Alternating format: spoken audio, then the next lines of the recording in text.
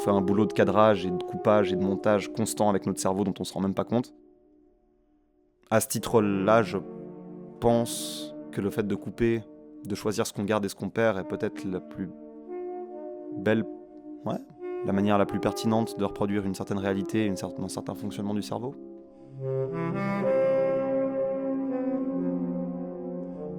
Tu ne choisis pas, en fait, ton cerveau décide de le mettre aux oubliettes.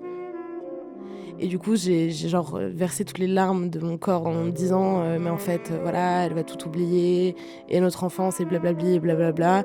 Puis après, voilà. Après, juste elle oublie, quoi. Est-ce qu'on existe sans nos souvenirs? Peut-être parce que c'est en lien avec les émotions aussi. Maintenant, la question que ça me donne envie de poser moi, c'est à quel point est-ce qu'aujourd'hui, dans tout ce miasme, on est... à quel point est-ce qu'on a le choix de ce qu'on consomme ou pas?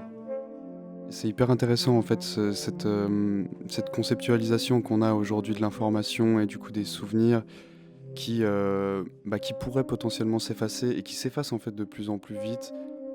Je pense que j'aurais énormément peur de supprimer quelque chose qui en fait a été indirectement à l'origine de quelque chose de très très beau qui est arrivé après. Par acquis de conscience, je préfère toucher à rien, quoi. Enfin, je préfère me dire tant pis. Mais si tu coupes, genre juste ça, je suis pas sûr que ça change beaucoup de choses. On vend souvent le plan séquence comme étant la reproduction la plus fidèle possible à la réalité, de par le fait que notre vision et donc notre vécu ne serait pas coupé et qu'on serait obligé de voir tout ce qu'on voit parce que voilà, on n'a pas le raccourci clavier pour enlever un truc.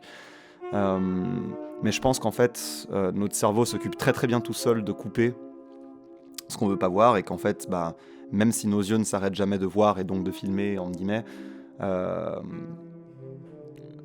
il y aura toujours quelque chose sur quoi on foutra notre cadre, quoi.